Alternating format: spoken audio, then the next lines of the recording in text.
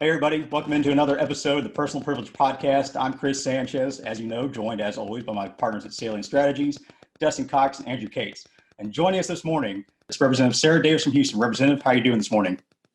Doing great. Got through Tropical Storm Beta, so we're happy this morning in Houston. How's the situation down there? I saw some images. It was flooding pretty bad in some of the usual spots, but how are things in your district at least?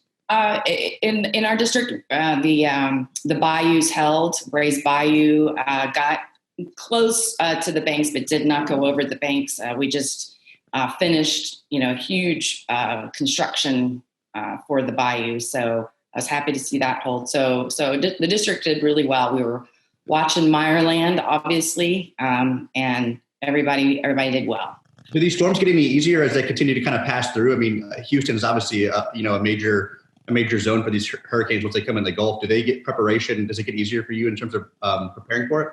I think since Harvey, we've really been able to improve our communications in terms of the different levels of government, being able to jump on organized calls with the county, the city, TxDOT, DPS. Everybody now knows who we, need to be in contact with. But also since Harvey, I think in Houston, we still have like post-traumatic stress syndrome. So when things start to look really bad, or we know we're going to get all this rain, we start to remember Harvey. So I think it keeps us anxious. That's right. I grew up in the Gulf Coast area there near Galveston, and I remember Tropical Storm Allison. That was just a tropical storm back in 2001 that flooded the medical center and really brought all sorts of damage to the downtown Houston area from just a tropical storm. So I know growing up in Houston, that kind of in your DNA after a little bit, you get a little leery when the things in the Gulf heat up. Yeah, I was blissfully studying for the bar exam when Allison hit. So I actually I didn't even realize what was going on until I opened up my front door of my apartment and the water was right at the door. And I was like, because I hadn't turned the TV on in, weeks because I was studying. So Representative, looking through your social media, you're quite the accomplished gardener. You have quite the garden collection going on. Can you tell us a little bit how you got into that and kind of what you're growing right now? Well, I think I am a better planter than harvester.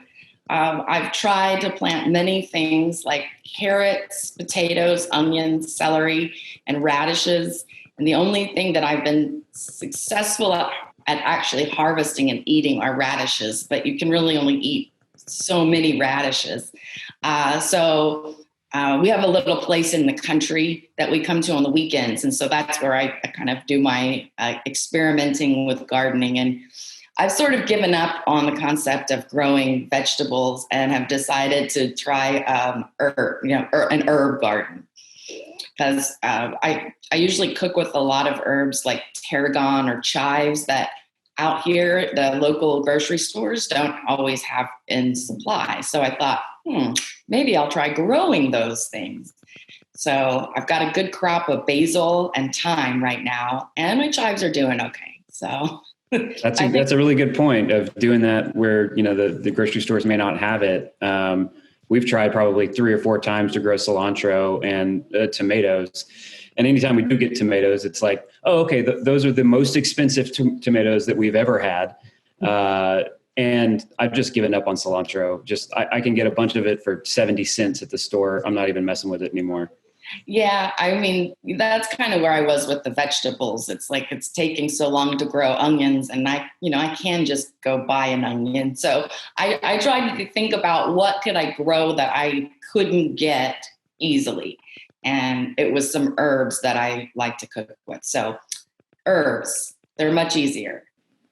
So I actually have a question that I don't think we sent to you, but it's because I talked to Stephanie Click not too long ago and chatted with her about this whole idea of this video series and told her that, you were on deck and here's some other people that we've reached out to and everything.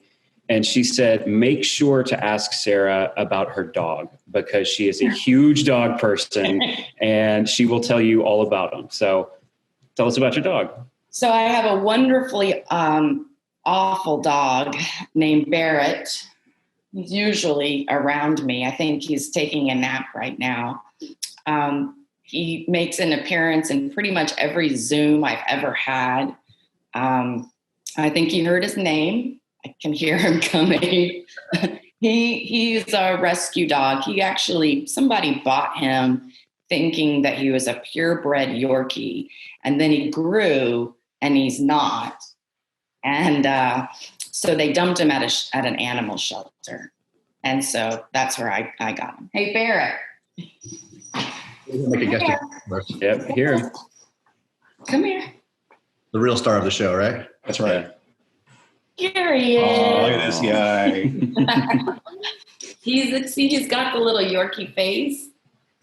He's got this cute face, but then his body looks like it was put together by committee because it's all wrong.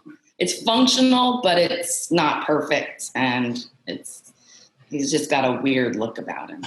So you said he's wonderfully terrible. What's terrible? Well, I mean, he's just very bossy, and if I try and corral him in any way, he will bark and go crazy. But he basically bosses me around. It's funny how they can do that, right? Just some little animal can just boss around this pinnacle of the food chain, Yeah, no, he runs the house. And since we've been, working from home, he's gotten so used to me being here all the time. And so he thinks every time I eat, he gets to eat. So, we've had to get him diet dog food because having 3 meals a day has packed on the pounds. So the vet said that he's got to lose some weight. So he's on a special food. So we're all adjusting to this pandemic, right?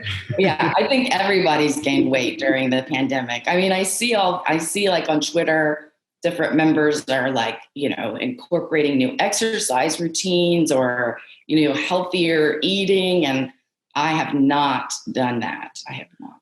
I saw you have him on some socks. Is that right? Yes, I have. I gave those as gifts at his face. Now there's a sock company where you can send them a picture of your cat or dog and they'll make socks for you. So I think I gave a pair to all my staff at one point. We were talking to Joe Moody not too long ago, and he's got all the crazy ties and crazy socks. He might need some of those. Yeah, I mean, Joe kind of inspired me because he always has interesting socks on and interesting ties. Now, we as women don't really typically have the outfits that you can wear socks like that. But if I have boots on, then I'll stick them on. So every guest we've had on our podcast has always mentioned the relationships that they form with other members. Interesting enough, with members of the opposite party that they've become good friends with. Would you say that the relationships is probably the best part of your job, or do you think it's something else? Oh, no, I think the relationships are so important and so much fun. I mean, I remember as a freshman in 2011 getting, it was the beginning of session, my first session, and, I had just spent a year campaigning to unseat an incumbent Democrat. And so then now you've won and now you're in session. And I remember I was walking past the front, like the dais, and Miss T sits in the very front row. She always has, as long as I've been there. And she stopped me and she said she wanted me to sign, to be a joint author on this bill. And she had the form. And I said, well, I felt like, is this a trick? I mean, but I recognized and understood she was a very senior member. So, I wasn't quite sure. And I said, well, what does the bill do? And she said, it's a good bill. Trust me. And so her desk mate was Doc Anderson. And so, because, we don't organize by party lines on the floor. We choose our desks based on seniority. So I look over at Doc and he just kind of gives me a wink and a nod. So, okay. So I sign the form and then I write the bill number in my hand. I go back to my desk and I call my office because I haven't figured out how to use the computer system yet. And I'm like, what is HB, whatever the number was? And they looked it up and they said, oh, that's the major human trafficking bill that came out of this report from the Attorney General's office. And that's kind of when it hit me that we really all want each other to be successful. and we all work, we all have to work together. And it really, it kind of just completely changed, how I viewed what my role was and how I was to conduct myself in the House. So, Representative, like we mentioned, you've been there since 2011. What do you still hope to achieve, and what do you hope your legacy is going to be when folks look back and talk about Representative Davis in the future? Well, I spent so much time in the healthcare arena, and that's why I ran, for office, because I'm a cancer survivor and I really am passionate about healthcare. So I've spent a lot of time, kind of trying to rebuild women's health in the state after it was really decimated in 2011 because of all the budget cuts that had to be made.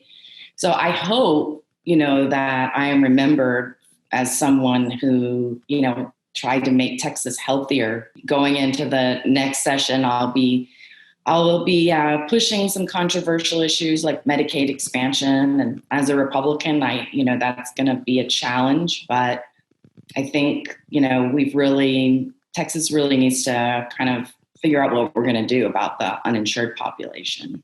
Representative Davis, thanks again for joining us today. We really do appreciate it. We hope to see you down the road sometime soon, maybe in session, maybe not. But thanks for showing us your dog. We really do appreciate it. Anytime we get to see a dog, it's always a great day. So thanks for joining us this morning. Well, thank you for having me. And, when you do see me, I will have a mask on.